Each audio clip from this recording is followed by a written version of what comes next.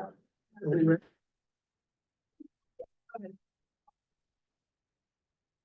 like to call the meeting to order at, I don't know, I guess what, 6:05, 6:03, 6:01. 6:01. On Tuesday, February 20th, 2024, at 6 p.m. at the town hall upstairs. A motion to adopt the agenda as presented. More So- instruments coming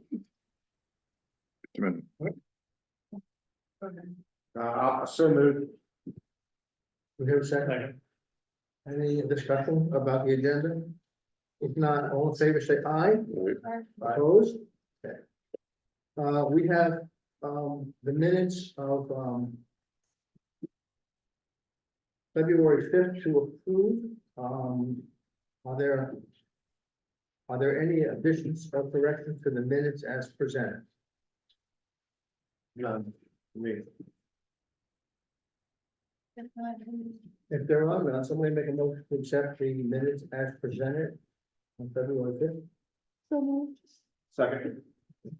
Any other discussion? If not, all in favor, say aye. Opposed? Okay.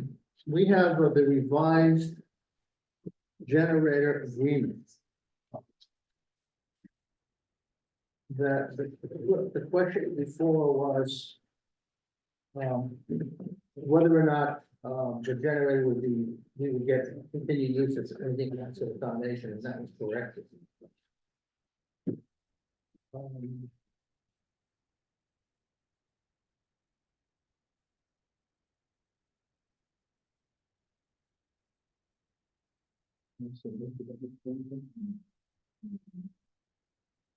This one had it is, the agreement is for the. I think where it says the wind foundation shall grant the town of Grafton an irrevocable license to connect to the wind foundation generator for power outages and other emergency situation for the useful life of the generator. That's what was not in there last time. No, that's what he added. So if that's okay, we need a motion to accept the generator payment agreement. So moved. Second. Any other discussion? All in favor of the agreement, say aye. Aye. Opposed? Okay. So I'm supposed to sign this, right? Yes. I have to take care of that. The next item is Kim, you ready to go on clerk? Yeah, did everybody get the email that I sent Eli Emerson from Piper, Wilson and Piper? They did? So I started the process of looking for bonding for the bridge. And it's gonna be kind of like a little speedy, and we're very crunched for time if we're gonna do this. And I need to have a bond counsel in order to even apply for a bond. It just so happens that on the website, there's probably 8 different ones to choose from. I happen to have picked this one just because of its proximity, which is Waterbury. Come find out, he called me back, and he actually has worked with the town of Grafton in the past.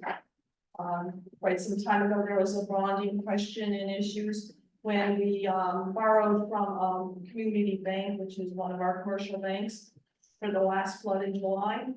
We have an open line of credit, and in order for them to have given us that open line of credit, they needed to go through bond counsel and have it proved that we are okay to have an open line of credit. And he happened to be the one that worked with us. So we have a relationship built with him. That's why you're not getting an RFQ or RFP, because we've already got establishment there. So he's just showing us his letter of intent, giving you kind of a basic broad outlook of what has to happen. There has to be a warning. And once we agree to let him move forward to work with me, as you can see at his rate and his, how many hours it would take, an approximate range of $1,500 to $2,500 to walk us through this whole process. He'll write up the warning that you would adopt, and then we would have to set dates. Has to go before a special town meeting because we missed March. There's resolutions There's the application process. He helps us with every bit of that and walks us through it. But it needed to be approved by you, this portion, and then I can get back to him on Thursday if you decide to go with him. And we will start right away the process of bonding for the bridge. Who writes the warning? Pardon? Who will write the warning for this? I believe he will do that. We can't have it for this town meeting coming up. No, you have to, when you're doing especially, it's gotta be a special town meeting, you have to have it more than 30 days ahead. That's why our warnings have to be done for the town meeting, so if we had done this sooner, we might have gotten it in for town meeting. One of the suggestions is waiting until like the general election, because we'll have a great turnout in November. This has to be Australian ballot besides that, so that's an all-day Australian ballot. It's not a floor vote. And November's pushing it too far because we'll miss the pool. We could essentially do another commercial lending like we have right now with called an anticipated bond. We could do that and wait for the next November election. So we have a better turnout for people that want to have an Australian ballot. I just think that's pushing everything way out. And we're actually gonna be making our biggest payments come the end of summer, the first of fall. They plan on being done in the fall. But there's a big interest difference too. If we were to do the line, yes. Yeah, Because right now, the line, I'm at like 5% that I have secured right now for the flood, which I haven't used, but it would be 5%. Bonding, they're talking, it could be like 2.3%. It all depends on what the bond bank decides on at that time. Because we've already missed the summer pool, or the fall pool. Is We're that, going into the summer pool? is that 1 or 2% locked in? Yes, it would be locked in. And he would give us the schedule as to how many years. The bond bank's not as flexible as going with the commercial bank. The commercial bank, we can pretty much pick our years.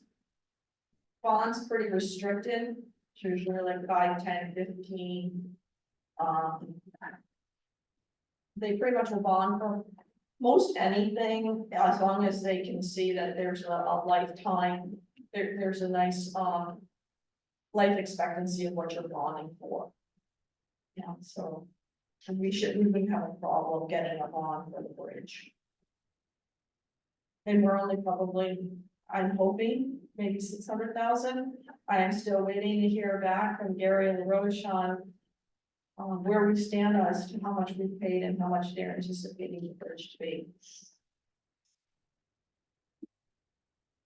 I know we paid $187,000 already towards the bridge. that includes today, but that was another.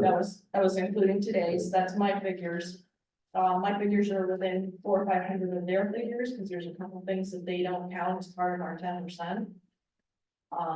But I want to see my figures against their overall estimation to make sure that we're coming out that I'm borrowing enough. Because like, the CLI said, you don't want to have to go back to the voters a second time for an increased bond. I think I think that's a no-brainer. I mean, it's almost 3% difference in interest. Which could be a lot. So you have a special warning, or a special town meeting. You have the ballots. What's the percentage on voting that he has to have passes? There isn't, it's just what your turnout tends to be, as long as you warned it, held it. Everything is done on a legal basis, it's whatever it turns out to be for a vote. So it's majority votes, yes. Who would attend? Yeah, yes, Okay. yes. That's what I was trying to. There's no set number with population or anything. I will say the turnout won't be huge. It all depends on how much we advertise and push for. We'll put it out as much as possible. It's got to go out to 5 public places. It also has to be advertised 3 consecutive weeks in a row before the actual vote. It's pretty strict. So the advertising is gonna be out there. We can't use the local paper because it doesn't go out 3 consecutive weeks. So it definitely has to go out to the journal. I mean, there's expense to it for sure. But that's the way, and then we'll just, around town and make sure we put it, or talk it up and make sure we get people out to vote. And they do the advertising? They write it up? I'm not sure, probably not. Well, what gets written out is the actual warning usually would go in there. Which gets wordy and expensive, but I don't know how big of, I haven't had it long, so I don't know what the wording actually is, but he'll help us with all that. And we can do absentee, because it's a regular Australian ballot, so if absentees would be available. If anybody's questioning that, again, we have to hold an informational meeting, just like the regular town meeting 10 days before. No more than 10. So, yeah, we have to do all of that. And like he said, he's looking late April. Will this attorney or someone from his office come to that informational meeting? That I don't know. We can ask him and, I'll just ask him, and if you guys have questions or anything that you want me to relay to him, or you want to reach out to him, once we say we're all welcome to ask him anything, once we say we'll go with them. So basically, what you want an okay to go ahead with the bond proposal. That's in essence. To take on Yeah. a bond council Right, yeah. with this corporation, yes. Does anybody want to make a motion for that, or? I'll make that motion. Okay. Are there any other concerns or questions for the board? I don't think we have a choice, quite frankly. Kim, the payment would be less, right, because the bond lasts longer? I mean. Yeah, it depends on the years you take out, Yeah, so but I'm you not could, sure how their interest rate works, if you go out longer or if you're shorter, does the rate change kind of like on the consumer loan? if you go with the line of credit, does that come due a year, or how long does that stay out for? I imagine it's a year, I think they're about a year, but you can renew them, but then again, if you do a line of credit, we're still missing the big boat payment, we're gonna have to make a huge payment. That's what I mean, 5.9 if we Yeah. were to go with anything commercial. right, yeah, A higher interest rate. Right, Right. much higher. The only thing is, I'm not really sure, and it depends with the bond. The group that creates the bond, whether or not we can set it up so we're making principal payments on a yearly basis, or are we paying interest for the 5 to 10 years, and we make the big payment at the very end. I'm not sure, I don't like that, for the big payments at the very end, I like how we've done our town garage. But that's something, once we take on the CLI, I'll have to ask him, and he'll then be able to show me a whole lot more, but Right. right now, he couldn't see doing that yet. Any other questions or any concerns? Are we ready to take a vote? So all in favor, say aye. Aye, opposed? Okay, go ahead, All right. hopefully, it'll work out.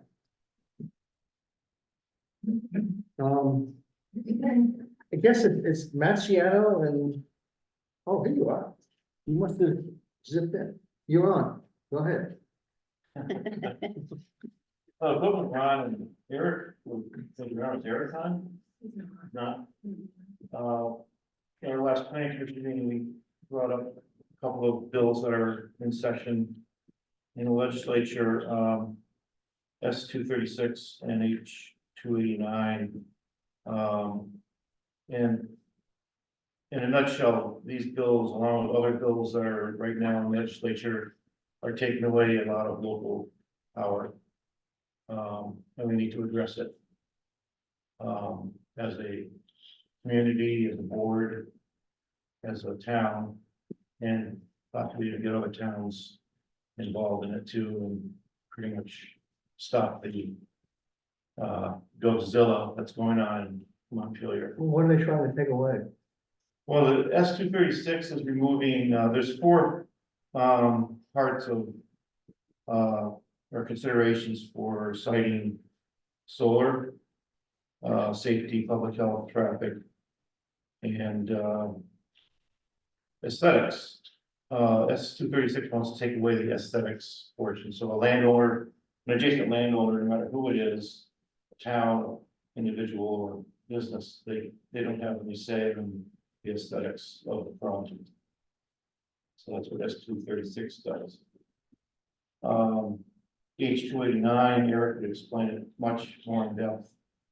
It's his forte, but basically it's taken away your right to have, if you can't have solar on your property and you buy in on a solar, community solar project, that credit can't go to you any longer. For me, for example, I don't have very good solar on my property, and if I wanted to have a panel on with a piece of property and take the credit at my property, they're taking that away from us. So it's gonna discourage a lot of energy credit for solar. Would that have applied to the project down at the Unifor? It would have, yeah, So in other words, if you wanted to, you could not become part of that project. then? correct. All right. Get involved with it, but I wouldn't get the credits for my energy. Yeah, exactly. Yeah, it doesn't make sense. So it's one of the many things that don't make sense in a lot of the bills on it, going on up there. Right down the line, from A to Z. So I think. I'd like to propose, plan commission and select board, perhaps a whole meeting where we can discuss this further. And still the game plan. Well, Yes. there's also, just along this line. There's H-687, which would expand the footprint of Act 250. To cover about 90% of the state, and 15% of the state. And there's S-213, which would take away our local right now, someone is gonna build something in a floodplain. Right now, people come to us and we have a development review board that analyzes that, makes a decision. That will take our local rights away to do that, and that will go to the state. But I think there is, I mean, the Vermont League of Cities is supposed to be a lobbying arm for towns on these issues, so. You know, we should probably contact them and. I'm sure other towns are not happy about these issues either, so that's something we can do is contact them. One contact, one in regional, you can see where their thoughts are on that. I'm sure the opposition.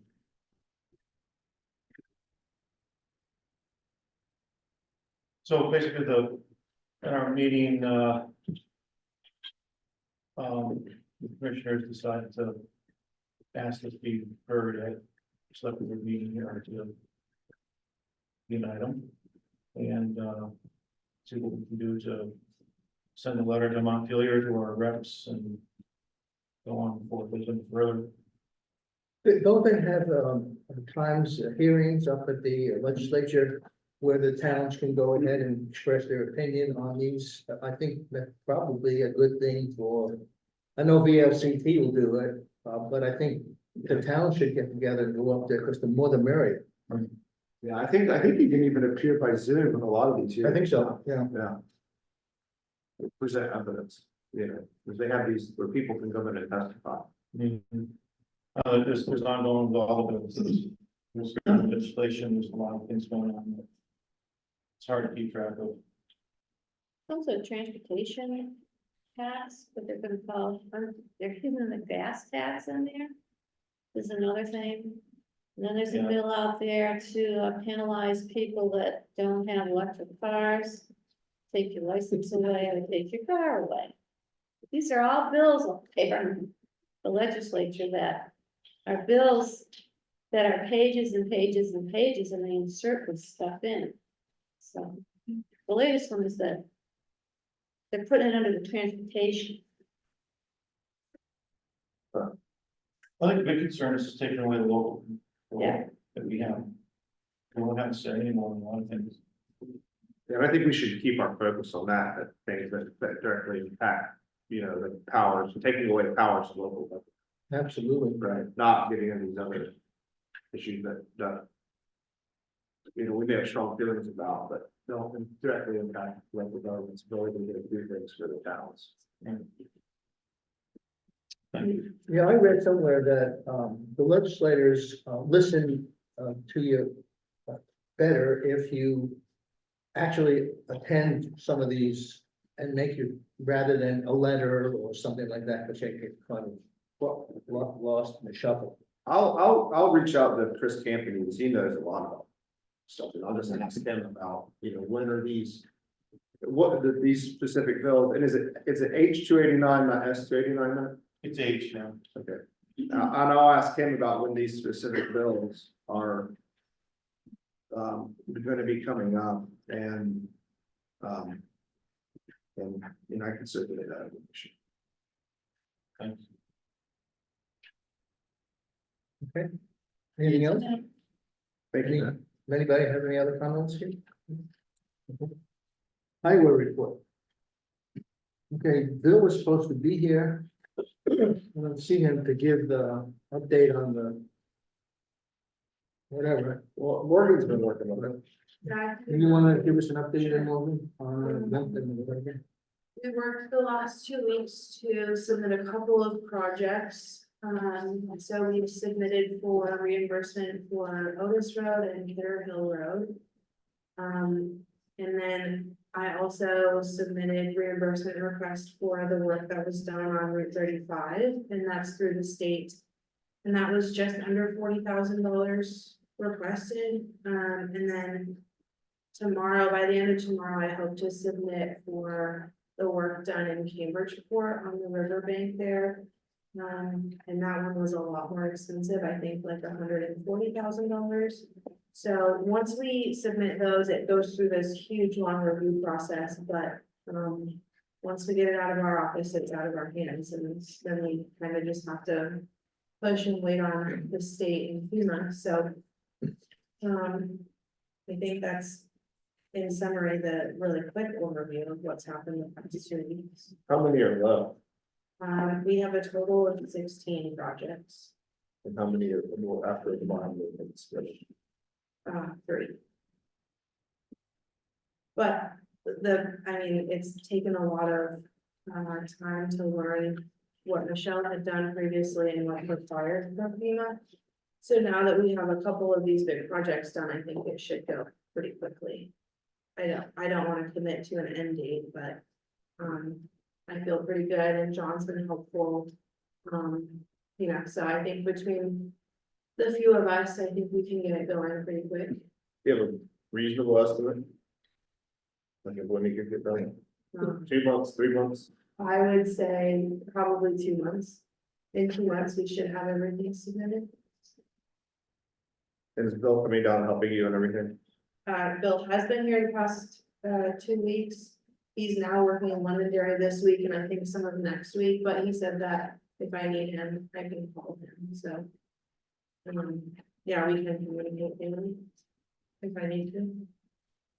Have you reached out to Michelle at all? She helped briefly, but I really don't want to ask much of her, just because she's still going through a lot, but she did help on one question we had, which was great. Yeah. Oh, and then we also have a local hazard mitigation plan. Our plan is expiring in November of this year. And so there's a grant available, and we have a grant agreement, which I can send off if I haven't already. And so in order to update that plan, we need to sign the grant agreement to move forward. Essentially, I would just need signing authority to do so. Are you looking for a motion to? Yes, please. I'll make that motion. Something interesting. And I'll send that agreement, so we can see it. This is the agreement we've done in the past. Yeah. similar. Yeah, Exactly. the hazard mitigation plan is an 8-year plan, so it was done 8 years ago. Any discussion on the grant? If not, all in favor of applying for the grant? Aye. Aye, Hi. opposed? Okay. All right, any questions on Morgan's, about the flood or FEMA's estate or anything? Suzanne? Thank you, Joe. So my question is for both Morgan and Ken, having to do with what we discussed at the last meeting regarding the time delay once everything is submitted to get the reimbursements. And I just wondered, Kim, we mentioned that we might have to think about a bond to cover the expenses that we have as a town. Because the reimbursement might not come in time. I'm just wondering what your current thoughts are on that. Well, now that we're getting the bonding for the bridge, that was my concern, is not making the bonding for the bridge, and everything was gonna collide at once. So if we get bonding for the bridge to pay those payments, we can still skip along like we have been. I mean, we've been able to pay over 800,000 towards the flood already, just out of what we have in our capital and what we had in our reserve. Problem is that everything's happening, the truck is coming in. In not very long, so everything's happening at once, but once we get the bond done, I still think we might be able to squeak by, waiting for some payments, and it depends on how long, this supposedly the state's not as long as FEMA.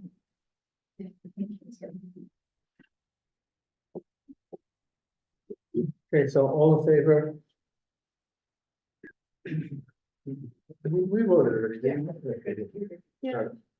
Okay, access before, commit, Yeah, we just have that one this week, so I just need a motion to approve that access wait permit and authorize me to sign and issue that. we need a motion to accept it, so, so I make a motion to accept it. Second. Okay. And that gives the authority to Morgan to sign. Any other discussion? If not, all in favor, say aye. Opposed? Okay. All right, who has the bids? Go ahead, my friend. Well, get you. Don't need to know who didn't bid or. No, we're just doing a bid. There were two that refused, if you Yeah. could just say their names. Do you want them? Truck service, we are not gonna be able submitting a bid for this particular truck. And Freightliner Western Star out of Plattsburgh, New Hampshire, will not be able to provide you with a proposal.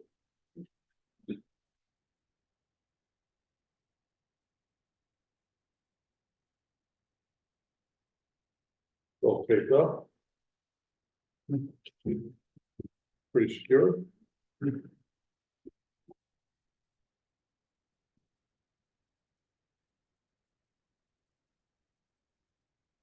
Oh, crap, buddy. Gotta get your letter open. Something.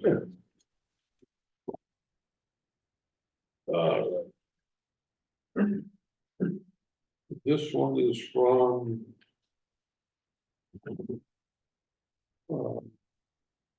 Advantage Truck, Patriot. It is for. $202,000.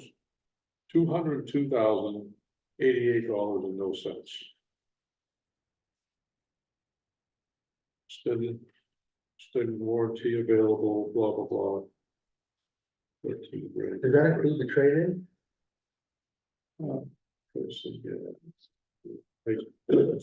Trade allowance on the 2018 Western Star of $80,000.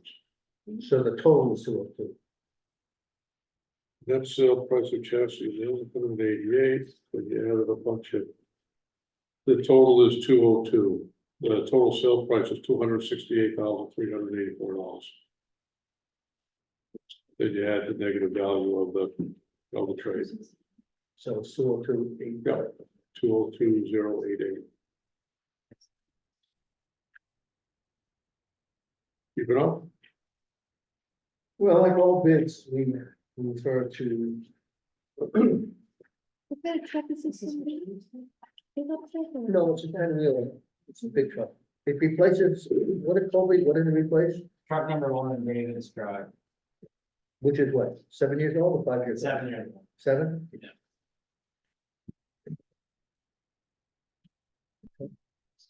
And you added some stuff to it, right? It comes with, normally we don't get a plow, and it comes with a plow, because Dave's plow needs to be replaced. So, it's actually pretty good.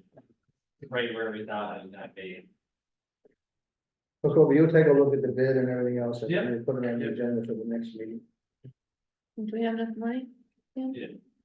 Well, when is they give you a deadline, a time, working date?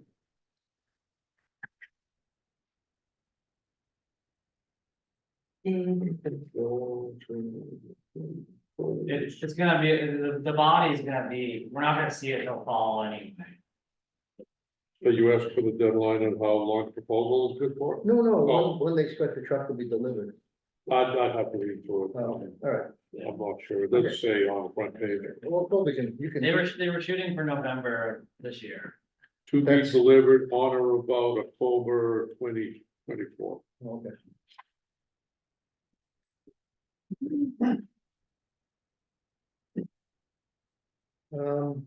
The standards, every year we have to, No, so we will review it. And then Kathy, you want to say something?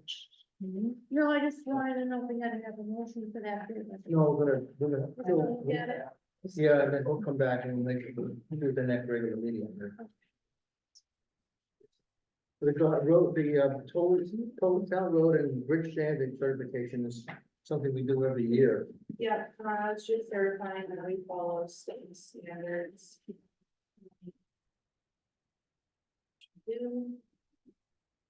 So, each select board member. Yeah. So you just need to sign it. Somebody make a motion to accept these certification of compliance with town and bridge standards. Oh, Second. All in favor? Aye. Opposed? Okay, well, that's going around. Morgan, give us an update on these guardrail things. I brought this to the attention because we had 3 accidents. And, accident, one of the accidents, the insurance company is paying for the guardrail repair. But on the other 2, Morgan's having a tough time, and it's over $3,000. Yeah. So the question is, what do we do? Do we just absorb the 3,000 plus, or do we get our attorney involved and pay him? And that's the question. Because in the past, the guy who hits the guardrail is responsible, and the insurance company should pay. Well, when Morgan came to me about this, and I had my law firm write off to the insurance company for one of the people, one guy's agreed to pay the claim, he didn't have insurance. Then another person that said on the crash report had Progressive. Progressive gave Morgan the runaround, wouldn't send her any paperwork or anything, so I had my law firm one of my paralegals call or write a letter to them and call and talk to somebody, and finally did get somebody on the phone. Send us a certified letter saying there was no insurance. So there is no insurance from that person. And so Morgan asked me, what can we do next? And if we hire attorney, we take the guy to small claims court, we're gonna pay the attorney $5,000, $2,500. And we're gonna have a worthless piece of paper that says the guy has to pay us. Because that guy's not gonna have, I mean, maybe they'll pay us $5 or $10. I just don't think it's and like I tell my clients in situations like this, when the person hits them without any insurance, cost benefit analysis, you're gonna be out of the money if you go through this process. So that's just sort of. It ain't right, but it is what it Unofficial is. legal opinion on that. Yeah, I wanted the board to understand, because, Yeah. I mean, you know, this is costing us over $3,000. For, I don't understand how they don't have insurance, I mean, you have to have insurance in Vermont. Well, they should have gotten a ticket for not having insurance, Exactly. but, you know, you do have to have insurance. In that case, can you go back to the investigating officer from the department and say, now, like, the insurance is now telling us that they did not have insurance, we're stuck with this $3,000 bill. And the person who is at fault is off scot free. I mean, they can go back and rewrite a ticket. They could write them a ticket, yeah, I don't. I mean, the chances of them paying that, if they don't have insurance, you can pay for insurance, get a card, and it says it's good for 6 months to a year, doesn't mean you're gonna make all the payments for that insurance. Yeah, I mean, they should have gotten a ticket for not having insurance, yeah. Are these weather-related accidents? I don't think so. I think one of them was, and then one was. One was, driving. yeah, one was during weather and the other one was not. It was a perfect dry night. I mean, I've tried for, quite some time now, sent certified letters and. You know, I've gotten a lot of it returned because their addresses are changed and I've contacted the sheriff's department and state police to get an updated address, but I mean, we're just not really getting anywhere with it. So So these aren't local people, they're just. Do we have any kind of insurance that covers the town, like liability, kind of damage? The town? that would be a question for Kim. I don't know. We can look into it, Kathy. I'm not feeling that deductible probably more than that. Yeah, absolutely. I think you can, I mean, under the circumstances now, you just have to eat it, but I just wanted to bring it to everybody's attention because it is, you know, it's not $10. So. No, we did try hard to get the person to pay, because my hope was that, you know, progressive was, but sometimes it happens where the insurance companies are not completely honest about if they have a policy in place or not. So that's why I wanted to have one of my paralegals who's very good at scaring insurance companies, but she did do a good job of getting them to respond, so. Thank you for that. All right, Kobe, what do you have? You have a highway report for us? Next Monday that is coming, I'm gonna post all the dirt roads. Right now, we have tomorrow morning, fixing the last of the real bad ruts that were left over from the couple warm days. And other than that, we're gonna be tinkering on trucks, getting them ready for the snow and rain coming on us this end of this week. Getting ready to probably spread some more gravel. That should be it. For us. I did want to talk to you about the pickup. I would like to move the pickup up to next year. Seeing how we're gonna be doing leasing with the loader and the grader, more than likely, it's gonna free up a lot of money for the pickup. And I have talked to a couple different dealerships about our new truck when we do buy a new pickup. And as of right now, we're rough estimate under $30,000 under what it's gonna cost. And our trade-in, as of right now, if we were to trade our pickup in, they said that they would give us max 15,000. So by the end of the 7 years of waiting for it to go, the estimate that he kind of replicated with the mileage I told him it probably would have, was about $6,000. The truck that we have now. The new truck that we were gonna be getting is gonna be a size bigger than the one that we have now. So that is gonna be a little bit of the price increase. But again, that's gonna be a full roof truck when it does come. Right now, the pickup is not a roof driver, it didn't have a plow roof. But they also said that the new style truck that they're gonna come out with in that year that we're gonna trade our new one in is gonna be around $10,000 more than the one that is out right now. So you're probably talking another $40,000, and that's just a cab and chassis truck with no bed on it. With a plow. I'd like to get the pickup moved back to the 5-year program that it was supposed to be on in the beginning, and then got moved to a 7.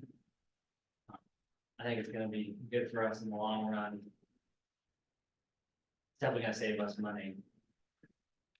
How much is it? To begin with, the new one, The new truck, yeah, without a bed on it, it's gonna be about 70,000. and then you put a bed on it, how much is that? The bed's probably gonna be about 6,000.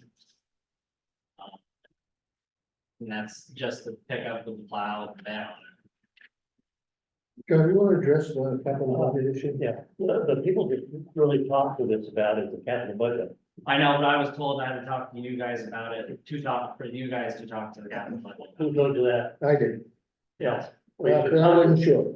If you talk, the way that it goes, you talk to the capital budget, and they will listen to you and what you want, and then if they won't put more money into it, then you go to the selectmen. Well, that's the other thing, is we're not putting any more money into it as of right now. No, into the capital budget. Well, yes, but as of right now, the pickup, the money that we planned on putting into the budget for it, we've already met it. And we weren't planning on putting more into it until then, anyway. So right now, it has the amount of money that we were planning on putting into it. So unless they were planning on putting more into it until the 7 years is over. But they weren't, so. When I discussed it with one of the, capital budget people, I got shut down on it, so. And then I brought it to Joe's attention, I talked to Seth about it a little bit today. Just so he would get a little bit of understanding of where I was coming from before I brought it to you guys today. But I'm pretty sure when it's discussed in the capital budget that they will go along with it. Yeah. We don't have enough to worry about. Colby, how much money are we gonna, with, it's freed up from doing the lease? Cause you said there's gonna be. well, the loader, and I don't have an exact price on it yet because the bids are just got sent out. We're probably talking $230,000 to $240,000 for the loader. And then that would be all at once if we purchased it. And the grader, the estimate I got on that the other day, while Cat was there, was gonna be around $490,000. So I mean, we can do the same, if we leased it, it'd be like the excavator, one payment a year for each one. So it'll free up a lot of money. It would free up a lot of money. Do we have trade-ins on any of this? The grader that they were estimated at 150,000 right now. As it is, the condition it is right now, they give us a trade-in, and the loader was around 60,000. So if Colby goes back to the capital budget people, and they say we need to go back to select board, I mean, then what does he do? Yeah, but correct me if I'm wrong, John, the capital budget has to make a decision on whether leasing or purchasing, don't they? Right. So they have to go and, They recommend to the select board. right, they have to recommend, so that it has to start. It's the start of the capital budget. Capital budget. Then they recommend to the select board. And the select But board if they tell him no, do what? if Colby goes in and say, no, I'm not gonna do it. But it's on them, that's their problem, then I guess. Then does Colby come to us and we as the elected representatives could overrule They're probably not gonna say no. it? Okay. That was my question. But the process is, and I wasn't 100% sure Yeah. when I talked to John. You're talking about next year, right? I'd like to order it this year and have the truck be here, because the GM said it's about a 6-month period on that truck. Yeah, but you have to bid it out. I do have to bid it out, but GM is the one I'm gonna hopefully go with. It's the one that we've gone with for the last 3 or 4 trucks. Yeah. The other problem is getting other companies to bid on it, as you can tell with the dump truck. Oh, but who did you speak with at the capital budget? I talked with Hardy about it a little bit the other day. Hardy's on there, if you maybe wants to say something. Part are you there? Yes, I just actually tuned in. I was just watching my granddaughter up at U32 have a chorus. with their school, so I missed most of this conversation. So I guess it's about the capital budget. Yeah, why don't you explain, Colby, what you want to accomplish? I'd like to move the pickup up to 2025 for the trade-in for date. I contacted a couple places, couple dealerships, got estimates on our trade-in for our pickup. And they came in about $14,000 to $15,000 for our pickup as of right now. And at the end of the time zone where we're supposed to trade it in, where the budget says we're gonna trade it in, it was about $5,000 to $6,000. The new truck itself is in the 70s without a bed on it. That's just the truck and plow. And we still like to get a sander for the truck. So I would like to get it moved up so that we can get a better trade-in value on our pickup now.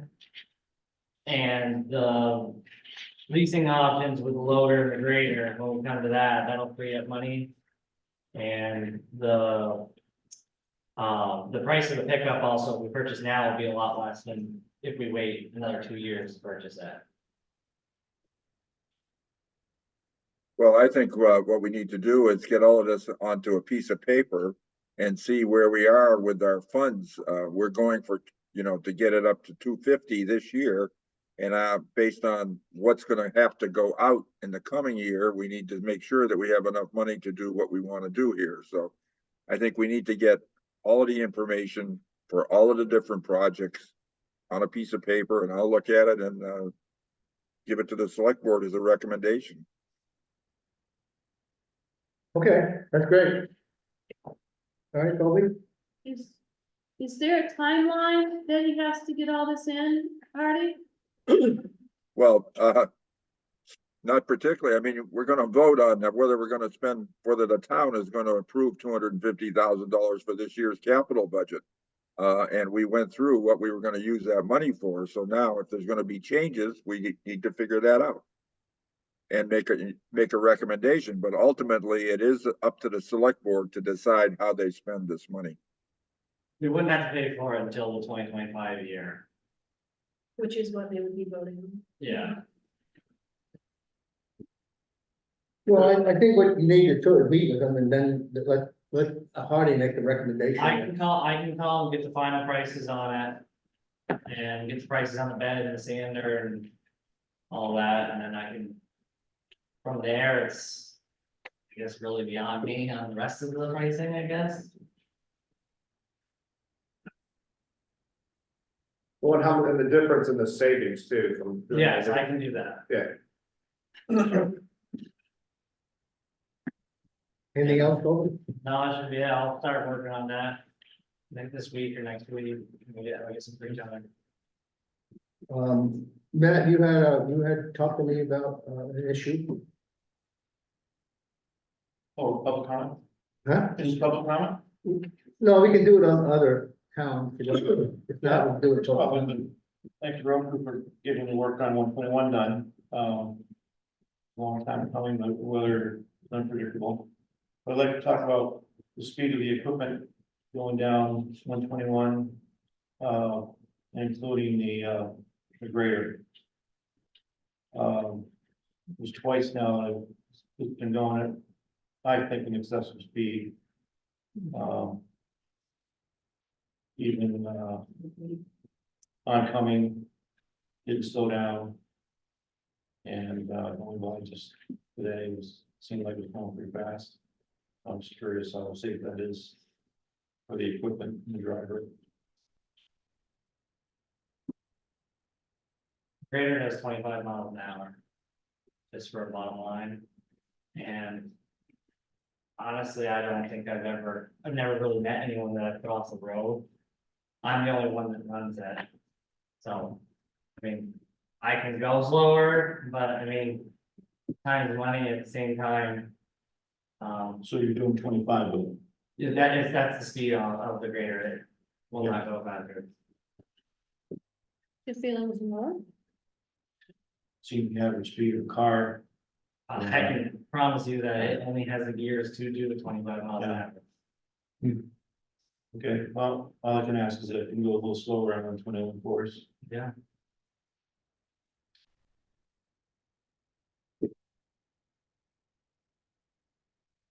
Anybody have any? You mentioned you're gonna do grading on the dirt roads, some pretty big gullies on Parker Hill. Stagecoach is the last road I plan on doing. I don't really wanna put more, we've already put out about probably a quarter of our stockpile. And one season hasn't even started. So no, I'm just trying to do the ones that are at least 4 inches in depth.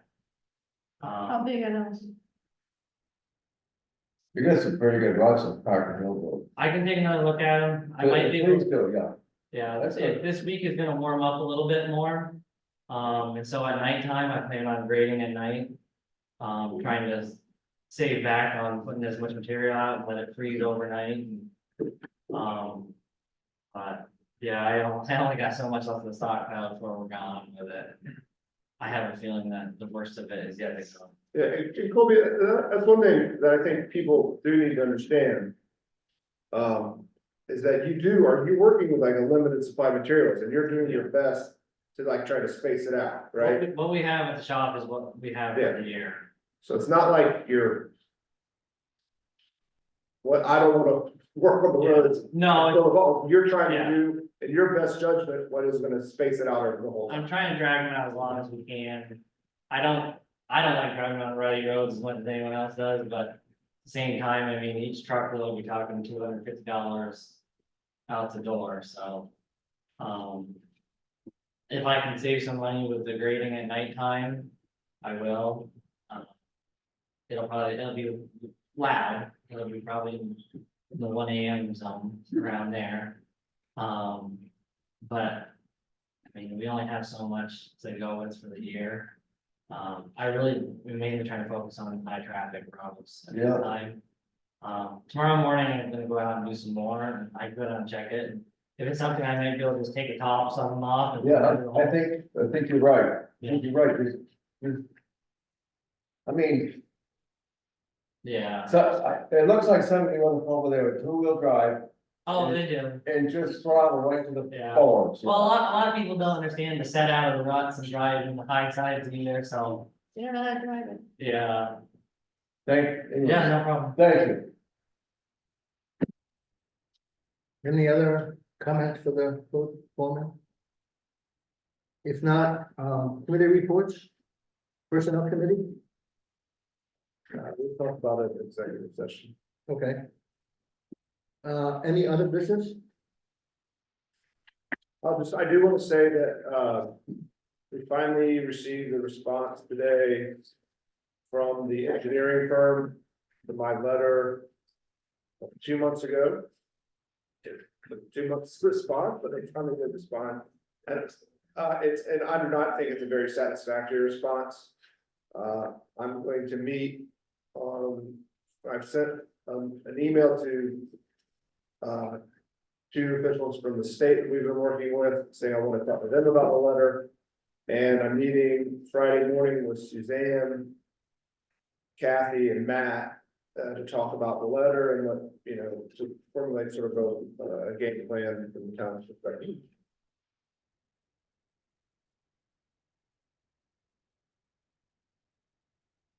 Okay, so on other business, I received an email from Lisa Kissel. I'll read it to you. This Sunday evening, it sounded like gunshots again coming from Houghtonville or Cabell Road. It started shortly after 7 PM by dark and went on for 20 minutes. Skip Lyle, Christine Tattersall heard it also. I reported to the state police. Please bring this up at tonight's meeting. Christine's here. So that's all I know. Go ahead. I heard them. You know who they were? Hmm? You know who they were coming from? You can't tell where they're coming from. That's the problem. If you knew where they were coming from, the direction, it would be easier to work out what the problem is, but it's not the first time that this has happened. And as I say, probably 20 minutes of continual shooting. Well, So I thought that the town had an ordinance about the fact of one shoot after dark, for the state law. For the state law, but state law, but it's just, it applies to us just as much as it does to anyone else in the state. So, I believe you. it's a state law for shooting Yeah, it's an at dusk. It's amazing. What, does it depend on what you're shooting? I mean, what the instrument you're for, the equipment you're using? So they're not supposed to, they can't disturb the quiet. Okay. And that's what it's certainly disturbing. Well, if we knew who it is, I mean, then I guess the board could send a letter or something, but You can't tell Well, unless you go out, and I'm not going out there shooting. So, we do know that, the person who resides at the corner of Stagecoach and 121 was shooting, mhm. but in daylight hours, we don't know if this was him and this instance. We could send that person a letter, just reminding them not allowed to do shoot guns after So that's. night, but we don't know if he did it, that's the problem. Right, exactly. yeah, but you can't send a letter to somebody who's not sure about. Yeah, Would it be appropriate when next time I see him on the street to ask him? Sure. Yeah. you're free, you have still freedom of speech in this country. And then if it I happens don't want to again, be the victim next time, but that's okay. and if it happens again, Christine, then, if you know who it is, let us know and we'll send them a reminder of state law. It is a state law, that's what I needed to know. Okay. Did Lisa say what happened when she called the state police? Nothing. Did they respond at all? Not that I'm aware of, and I asked him, he said, You can forget the state police, you can forget Yeah. that there's nothing, no one's gonna, not for that. I just asked the question because it sounds like it's a state law and it's intuitive to think that the state police might be enforcing that. You would think, that's not bad. But I have a question, is the state law pertaining only to the shooting of a gun? It's any disturbance of the peace. Yeah. Really? Yeah, like lighting off fireworks or something like that after dark.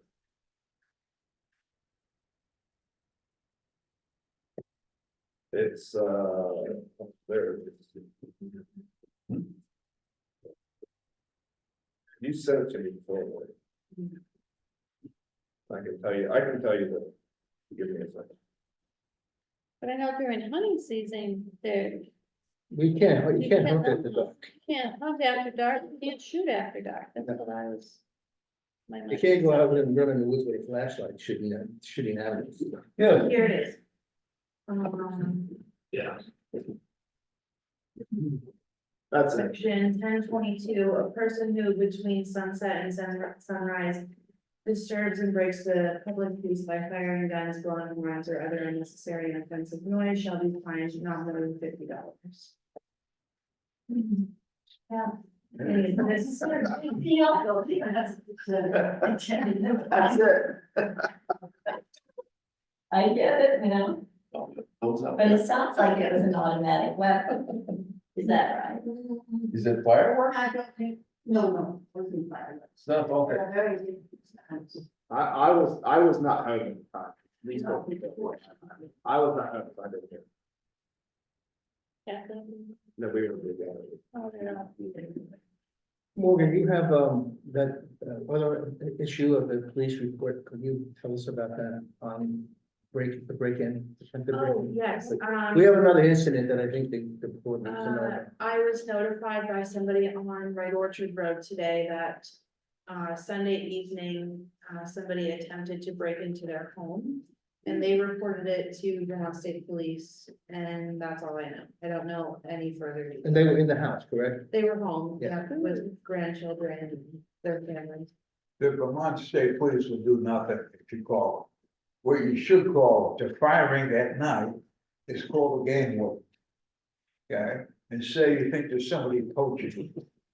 They will, The game warden is yeah. dispatched by the state police. Pardon me? The game warden is dispatched by the state Vermont. Yeah, but They are separate, but they are dispatched, but they, attempted break-in of an occupied dwelling. I know, but I'm talking about the break-in.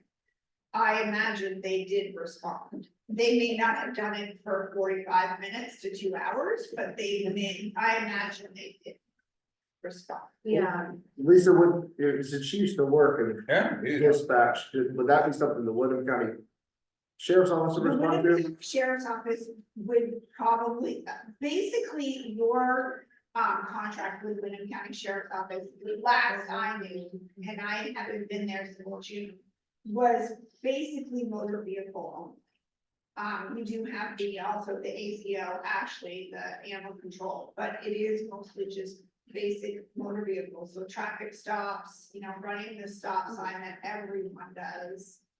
That kind of stuff. They are not, if you get into, a big investigation as far as a break-in, that is hours and hours and hours, and you've got like, what, 4 hours a month or something, that's what you used to have. Can you imagine, trying to investigate that in 4 hours, and there's your whole month?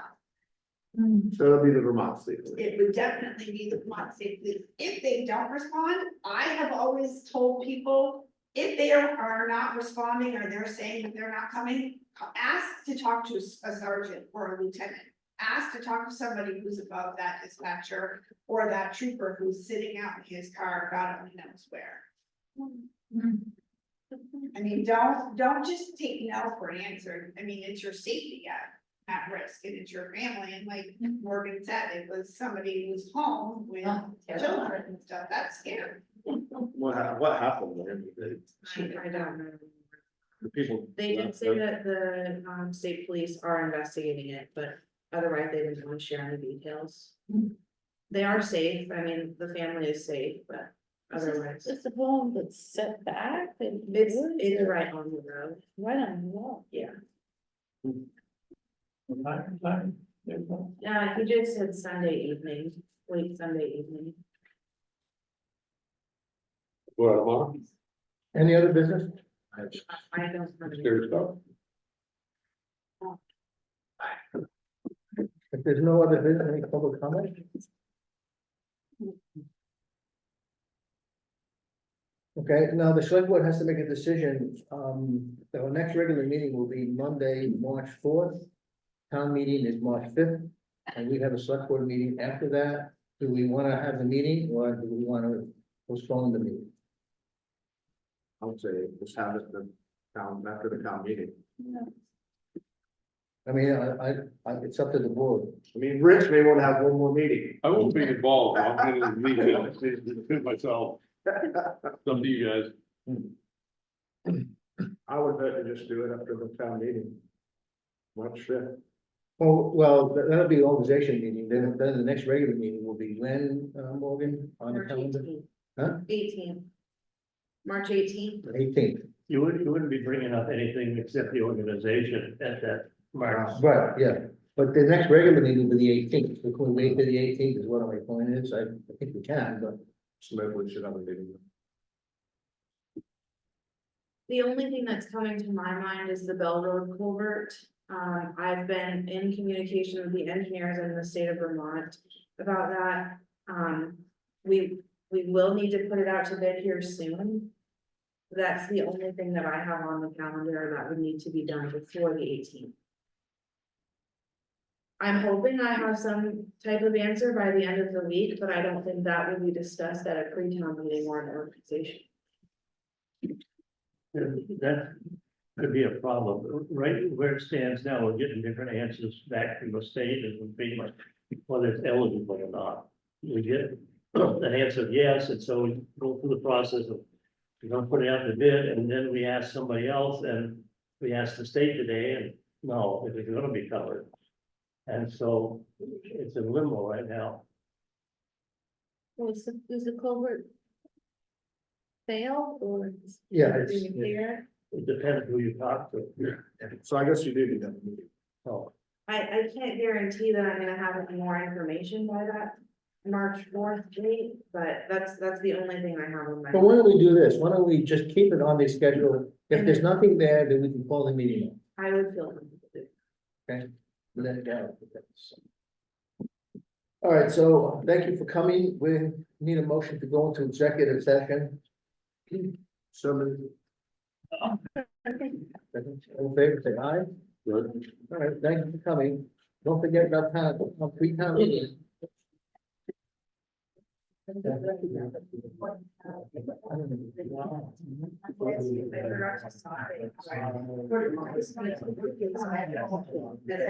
No, it's.